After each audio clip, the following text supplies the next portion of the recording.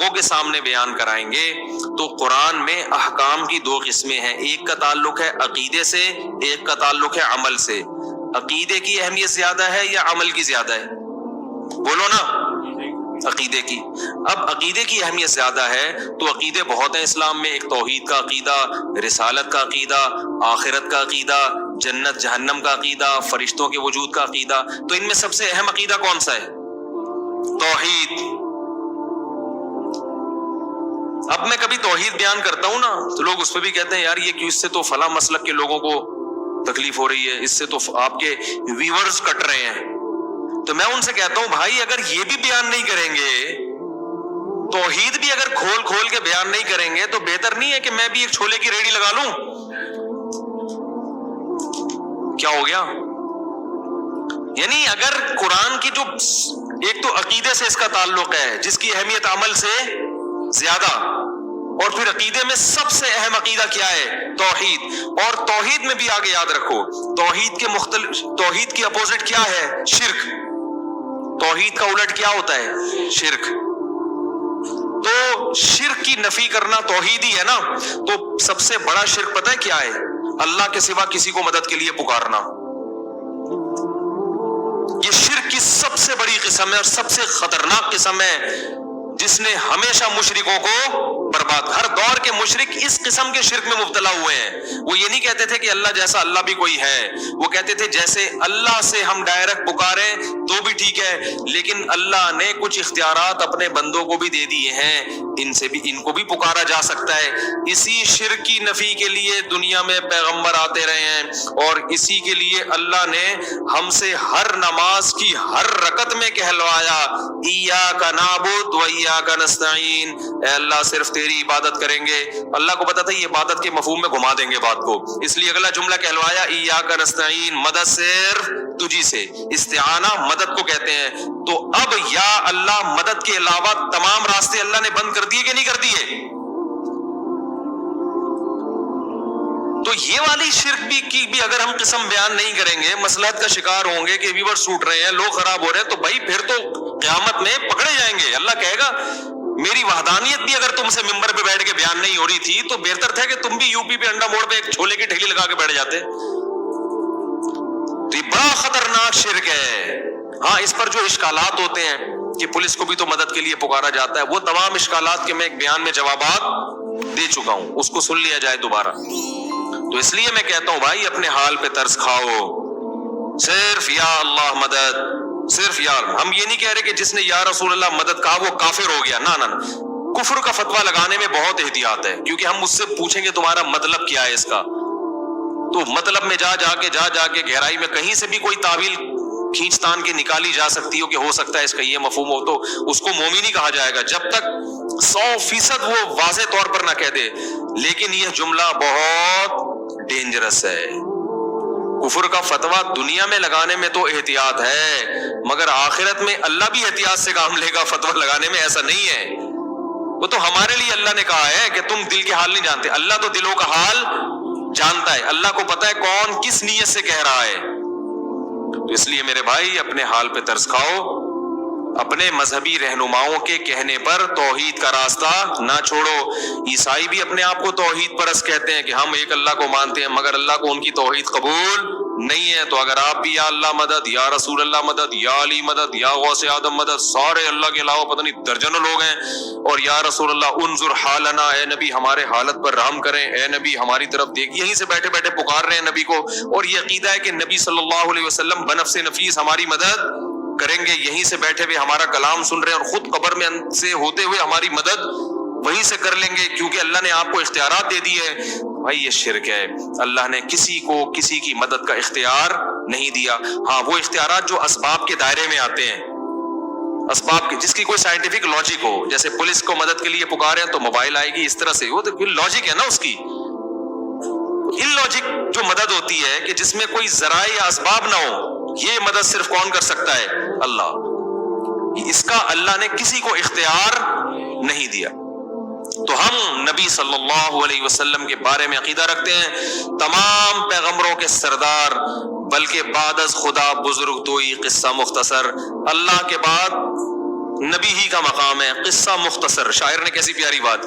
شاعر نے کہا تم نبی کی شان بیان کرتے ہو, کہہ رہے میں مختصر بات کر کے گل ویلے دی تے پھل موسم دا قصہ ہی ختم کر دیتا ہوں. بعد از خدا بزرگ توئی, اللہ کے بعد کون ہے؟ پیغمبر. جس کی بھی تعریف کی جائے نا, اس سے اونچا مقام کس کا ہے؟ نبی کا. پھر آپ کسی کی تعریف کریں, زمین آسمان کے قلابے ملا دیں, وہ تعریف نبی کی تعریف نہیں ہوگی. نبی کا مقام اس سے اونچا ہوگا. اب سب سے اونچے کون ہیں؟ نبی. لیکن اختیارات نہیں ہیں, بگڑی نہیں بنا سکتے کسی کی, کسی کو اولاد نہیں دے سکتے, کسی کو روزی نہیں پہنچا سکتے, کسی کی بگڑی نہیں بنا سکتے, اور چاند کے 2 ٹکڑے نہیں کر سکتے. لوگ کہتے ہیں چاند کے 2 ٹکڑے بھی تو وہ نبی نے نہیں کیے, وہ اللہ نے کیے ہیں. نبی کو حکم تھا اشارہ کر دے میں ٹکڑے کر دوں گا. تبھی نبی سے مشرکین اور بھی معجزوں کا مطالبہ کرتے تھے, آپ یہ کریں آپ یہ کریں. نبی نے فرمایا کہ سبحان ربی هل كنت الا بشر رسولا, میں تو انسان ہوں بھائی, میں یہ نہیں کر سکتا کہ یوں اشارہ کروں نہریں جاری ہو جائیں. میرے میں اختیارات تھوڑی ہیں. تو اللہ نے کر دیے تھے ٹکڑے, اللہ نے مجھے حکم دیا تم آپ اشارہ کریں تو میں کر دوں گا. تو جب اللہ کرنا چاہتا ہے, میں نے اشارہ کیا اللہ نے کر دیا, اب اللہ نہیں چاہ رہا تو میں کہاں سے کروں گا بھائی؟ نہیں ہو سکتا. یہ جگہ جگہ نفی کی گئی ہے, جگہ جگہ نفی کہ میں نہیں کر سکتا, میں انسان ہوں. وَلَوْ كُنْتُ عَالَمُ الْغَيْبِ لَاسْتَكْثَرْتُ مِنَ الْخَيْرِ, اگر میرے پاس اللہ کی طرح غیب کا علم ہوتا, مجھے سب پتا ہوتا مستقبل میں کیا ہونے والا ہے, تو مجھے تو کبھی کسی قسم کا کوئی نقصان ہوتا ہی نہیں. یہ میں قرآن کی آیتیں پڑھ رہا ہوں آپ کے سامنے, 2 ٹوک عقیدہ قرآن نے بیان کیا, اس میں کوئی کنفیوژن باقی نہیں رکھی ہے. ما کانا کا وما یکونو, جو پہلے ہو چکا سارا کچھ نبی کو اس کا بھی علم تھا, جو بعد میں ہوگا اس کا بھی علم تھا. تو غلط ہے بھائی یہ عقیدہ. جتنا اللہ نے بتا دیا اس کا نبی کو علم ہے. ہاں وہ اللہ نے ہم سے بہت زیادہ بتایا ہے. علماء مثال دیتے ہیں کہ ہمارے علم اور نبی کے علم کی مثال دریا اور قطرے کی ہے. جیسے دریا میں ایک قطرے کی نسبت دریا کی طرف ہو تو کوئی حیثیت ہے, تو اتنا اللہ نے علم دیا ہے نبی کو ہماری نسبت. لیکن اللہ کے علم اور نبی کی مثال پھر دریا اور قطرے کی ہے.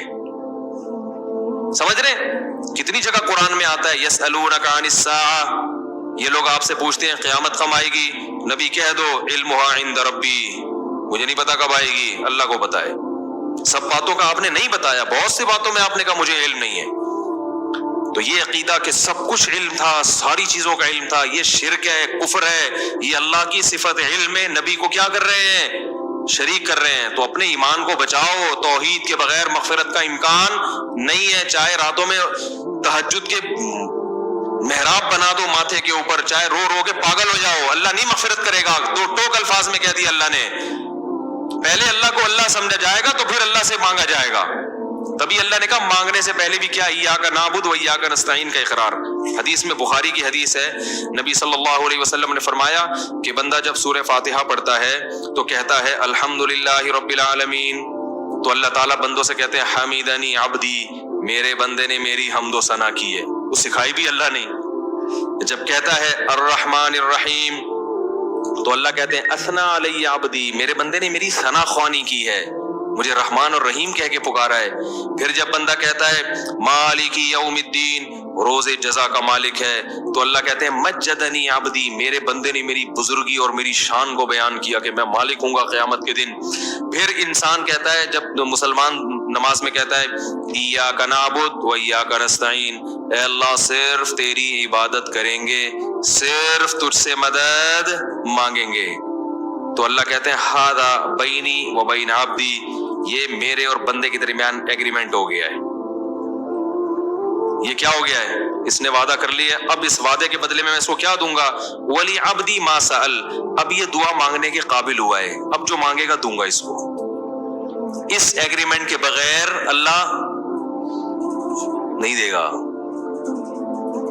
ولی عبدی ما سأل, اب یہ کیونکہ پچھلی امتیں اسی لیے تو ہلاک ہوئی ہیں, اللہ سے بھی مانگ رہے ہیں, حضرت عیسیٰ ابن مریم سے بھی مانگ رہے ہیں, عزیر کو ابن اللہ کہہ دیا, تو اللہ سے بھی مانگ رہے ہیں, درباروں پہ جا کے بھی مانگ رہے ہیں. نوح علیہ السلام کی جو قوم تھی اللہ سے بھی مانگتی تھی, بتوں سے بھی جا کے مانگتی تھی. تو اللہ نے کہا یہ والا مجھے یہ انداز پسند نہیں ہے. تو پہلے ہم سے ایگریمنٹ کروا لیا. اور دیکھو نماز میں تلاوت ضروری ہے, جہاں سے چاہے پڑھو, لیکن ہر نماز میں اللہ نے پہلے کہا کہ یہ پڑھو گے تو پھر آگے پڑھنے کی اجازت دوں گا. یہ پہلے ہر سورہ فاتحہ جتنی پڑھی جاتی ہے نا, اتنی کوئی سورت پڑھی نہیں جاتی ہے. ہر نماز میں, ہر رکعت میں, تراویح میں 20 رکعتوں میں ہم ہر دفعہ تھکتے نہیں ہیں. لوگ کہتے ہیں یار اب یہ تو سن لیا نا, بچپن سے سنتے آ رہے ہیں, آگے چلو. اللہ کہتے ہیں نا نا نا نا نا, جب تک زبان سے یہ ایگریمنٹ نہیں کرے گا نا کہ تجھی سے مانگوں گا کسی اور سے نہیں, اس وقت آگے چلنے ہی نہیں دوں گا میں تجھے. 20 کیا 40 بھی پڑھے گا تو ہر دفعہ یہی پڑھنا پڑے, پھر تہجد میں اٹھے گا پھر یہی پڑھنا پڑے, فجر کی 2 سنتیں میں پھر یہی ایگریمنٹ, مرتے دم تک یہ ایگریمنٹ تجھ سے کرواتا رہوں گا. اور ہم نماز کے سلام کے بعد اسی ایگریمنٹ کی دھجیاں اڑانا شروع کر دیں, کتنی بڑی اللہ کے غضب کو دعوت دینے والی بات ہے. تو حدیث میں آتا ہے, بخاری کی حدیث, نبی نے فرمایا کہ انسان جب کہتا ہے اللہ تیری عبادت تجھ سے مدد, تو نبی نے فرمایا اللہ فرشتوں سے کہتے ہیں ولی عبدی ما سأل, اب مانگ. پھر اللہ کو پتا تھا کہ الٹی سیدھی چیزیں نہ مانگنا شروع کر دے نا, اتنا اہم موقع ہے, اللہ کی رحمت جوش میں ہمیں اختیار دے دیا جاتا, تو ہم کہتے ہیں اللہ تھوڑی دے میری, اے اللہ ذرا ٹرائی کیا ہوا ہے, مان نہیں رہے ابا اس کے, منوا لے. اے اللہ یہ کر دے وہ کر دے, بحریہ ٹاؤن میں 3 پلاٹ دلا دے. یہ دنیا کے کھلونے مٹی کے, ان پہ ہم عاشق ہو جاتے. تو اس لیے اللہ نے کہا کہ اتنا بڑا ایگریمنٹ کیا, میرا دل اتنا خوش کیا, تو اب بڑی چیز مانگو. کیا اہدنا الصراط المستقیم, سیدھے راستے پہ چلا دے. سیدھے راستے پہ چل گئے تو بحریہ ٹاؤن میں پلاٹ نہ ملے تو بھی جنت, مل جائے تو بھی جنت, ہو جائے وہاں تو بھی جنت, نہیں ہو ہے بھائی کنوارے ہی مر جاؤ تو بھی کیا ہے, بیماری میں چلے گئے تو بھی جنت, صحت کے ساتھ, کیونکہ جانا تو ہے. بحریہ ٹاؤن کا مالک بھی جائے گا ایک دن, بیچارے کا جنازہ بھی اٹھے گا. لوگ آج بحریہ ٹاؤن میں 2-4 پلاٹ ہوں, ہر ایک کو پتا ہے میرے بھی ہیں, اور جس کے نہیں ہو تو وہ یہی غم میں کھا رہے, یار میرا ایک بھی نہیں ہے, اس کو یہی غم کھائے جا رہا ہے. تو اللہ کے بندو 10, 15, 20 سال کے بعد ختم. جن لوگوں کے پلاٹ ہیں نا, ان میں سے کوئی بھی زندہ نہیں ہوگا. جو مالک ہے نا, اونر ہے, اسی کا جنازہ ہوگا. لوگ کندھا لے کے کندھا دیتے ہوئے جا رہے ہوں گے, کلمہ پڑھتے ہوئے جا رہے ہوں گے, اور زمین میں دفن کر کے مٹی پھینک کے آ جائیں گے, اور پھر وارثون میں جھگڑا شروع ہو جائے گا, یہ میرا ہے, یہ میرا ہے, یہ فلاں کا ہے, یہ اس کا ہے. لوگ آ کے پھر وہ وارث سمجھ رہے ہوں گے ہم جیسے ہمیشہ رہیں گے. پھر تھوڑے دنوں کے بعد انہی وارث میں سے ایک اسی طرح پتلی گلی سے نکلنا شروع. آج اس کا پھر 100-200 سال کے بعد بھول جائیں گے اصل اونر کون تھا. اسکول میں پڑھایا جائے گا, ایک دفعہ کا ذکر ہے کہ ایک شخص کے دل میں خیال آیا, once upon a time there was a man, جس نے یہ he planned, شعر ہو گیا کہ نہیں ہو گیا, there was a man he planned, اس نے یہ پلان بنایا کہ جناب ایک بحریہ ٹاؤن میں اس طرح کرنا چاہیے, اور پھر آج یہ اسی کی کاوشوں کا نتیجہ ہے. once upon a time, تو یہ سب once upon a time بن جائے گا نا, ایک دفعہ کا ذکر ہے. تو ایسے ہی ہوتے ہوتے ہوتے سارے جا رہے ہیں. تو اس لیے اللہ نے کہا بھائی فوکس کس چیز کو کرو, اہدنا الصراط المستقیم, اے اللہ سیدھے راستے پہ چلا دے. جو انعام یافتہ لوگوں کا راستہ ہے, پیغمبروں کا راستہ, صدیقین, شہداء, صالحین کا راستہ, ان لوگوں کے راستے پر چلا, مائیکل جیکسن کے راستے پہ نہیں چلا, فنکاروں اداکاروں کے راستے پہ نہیں چلا. وہ لوگ جن کی زندگی پوری انٹرٹینمنٹ کے علاوہ کوئی مقصد ہی نہیں ہے ان کا, شراب, کباب, زنا, عیاشی, موسیقی, ان لوگوں کا نہیں, پیغمبروں والا راستہ چاہیے. تو اس لیے توحید کے معاملے میں اللہ بہت حساس ہے.